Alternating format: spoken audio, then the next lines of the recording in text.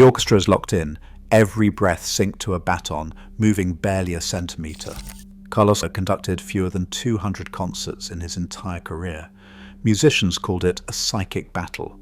Orchestras feared his last-minute cancellations, and somehow, a man who avoided fame became the greatest conductor who ever lived.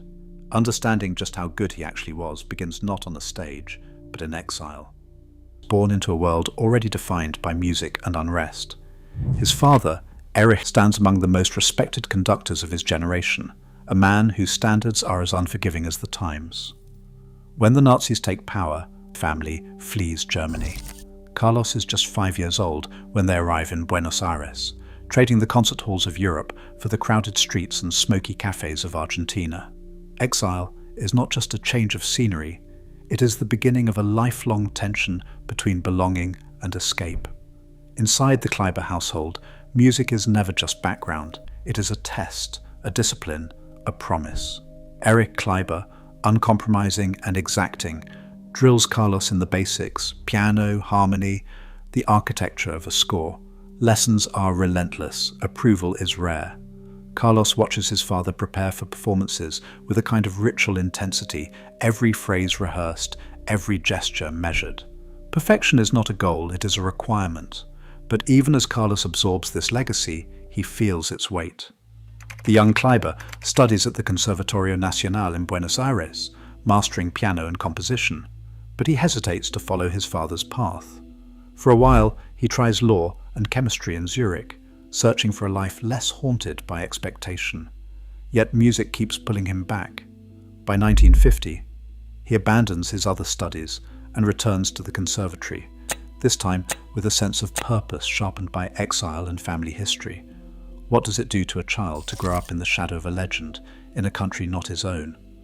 For Carlos Kleiber, the answer is written into every decision he will make about art, about control, about how rarely he will step onto a stage. The seeds of his perfectionism and his fear of exposure are already sown. But how does a prodigy raised on impossibly high standards cope when the world starts to demand even more? Carlos Kleiber's name appears on fewer than 200 concert programs in a career that stretched over 4 decades. In the world of classical music, where titans like Herbert von Karajan and Leonard Bernstein led thousands of performances, this number is almost unthinkably small. Yet every time Kleiber did step onto the podium, the event became something close to legend. Why would a conductor, hailed by many as the greatest of his generation, choose to remain so rare? What did he gain by holding himself back from the spotlight?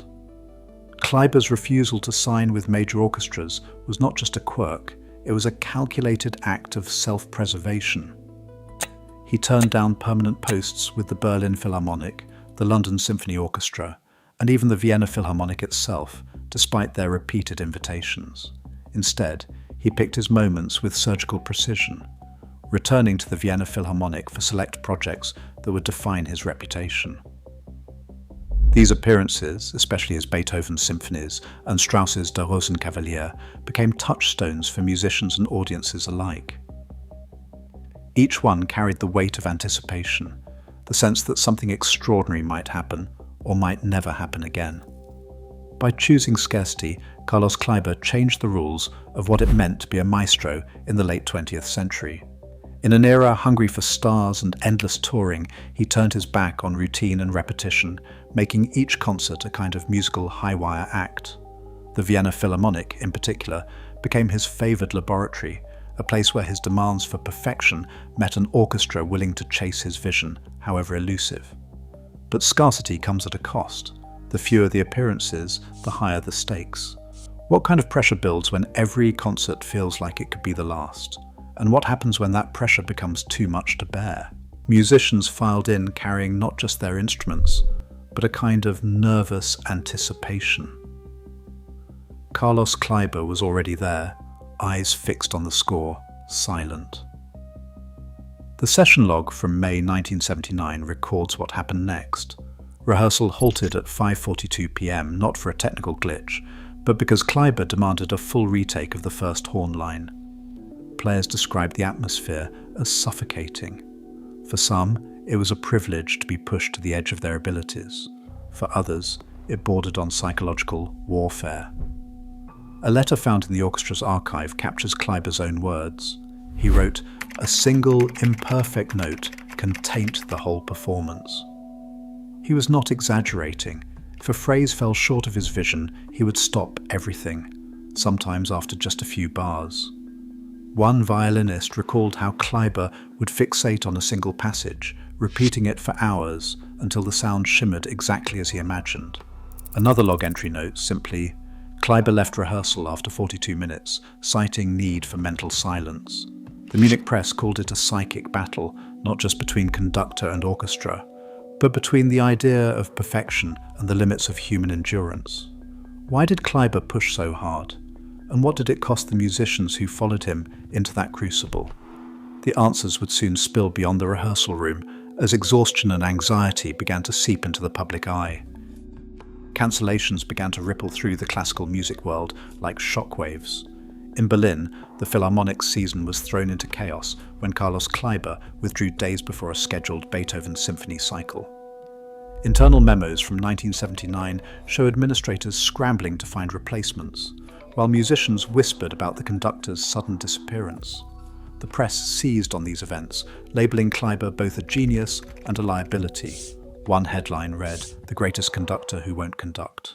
The Berlin Philharmonic was not alone. Records from Vienna and Munich detail at least a dozen cancelled concerts between 1975 and 1983, each one leaving orchestras in the lurch and audiences frustrated. Some cancellations came with cryptic explanations, artistic reasons, or health. But insiders knew the truth was more complicated. Musicians spoke of rehearsals that felt like interrogations, with Kleiber chasing an ideal no one else could see. When perfection slipped out of reach, he simply walked away. Industry leaders compared Kleiber's unpredictability to the relentless productivity of Herbert von Karajan. While Karajan conducted over 3,000 concerts and recorded more than 700 works, Kleiber's output remained a fraction of that, yet every absence made his legend grow. Orchestras weighed the risk. A single Kleiber performance could make a season, but a cancellation could unravel it overnight. In the world of classical music, scarcity became its own form of power. What was it about Carlos Kleiber that made institutions both desperate for his presence and terrified of his demands? Carlos Kleiber's Beethoven didn't just sound different, it measured differently. In his 1975 Deutsche Grammophon recording of Beethoven's Fifth, the opening is at 104 beats per minute, almost 20% faster than Karajan's Vienna recording. The energy is relentless, yet every phrase lands with uncanny, measured control.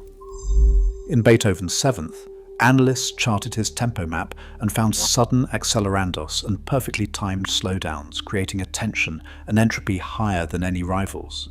Kleiber wasn't simply fast, he shaped time, making each transition feel inevitable. His physical command was just as precise.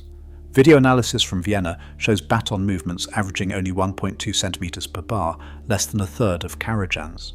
Musicians recall how a flick of his wrist could launch a surge of sound, or a raised eyebrow could silence the hall. In Der Rosenkavalier, a whispered cue from Kleiber brought the orchestra to a breathless standstill. These weren't quirks, they were measured, charted fingerprints of interpretive genius. Carlos Kleiber's Scarcity didn't just shape his legend, it rewrote the economics of classical music. In 2005, when Deutsche Grammophon reissued his Beethoven symphonies, sales jumped by 38% in the first week alone. The press called it a Kleiber event, as if the release itself was a once-in-a-generation concert.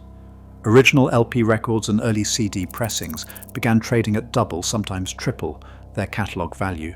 Auction prices for a signed Beethoven Fifth soared past $2,000, outpacing even some first edition scores. The numbers told a story. The less Kleiber gave, the more the world wanted. This stands in sharp relief to Leonard Bernstein, the other household name of 20th century conducting. Bernstein's approach was the opposite. He embraced television, outreach, and constant visibility, conducting over 1,000 concerts with the New York Philharmonic alone. His recordings filled entire shelves. Kleiber, on the other hand, left behind just a handful of studio albums. Yet in the secondary market, a single Kleiber release could spark a bidding war, while Bernstein's abundant catalogue kept prices steady. Scarcity became commercial power. Record labels treated each new Kleiber release like a major event, timing them for maximum impact. Critics and fans alike spoke of his albums in reverent, almost hushed tones. Even decades after his death, the financial ripple continues. In a world flooded with classical music recordings, Carlos Kleiber's name still commands a premium, proof that sometimes less really is more. But what is the price of turning a life's work into a collector's item? And how does this scarcity feed the myth of the greatest conductor who almost wasn't? Carlos Kleiber's legend grows in the silence he left behind. As orchestras chase perfection, and the classical world questions what genius truly demands, his rare recordings still electrify new listeners. His absence remains a haunting invitation. What does it cost to demand greatness, and who dares pay the price?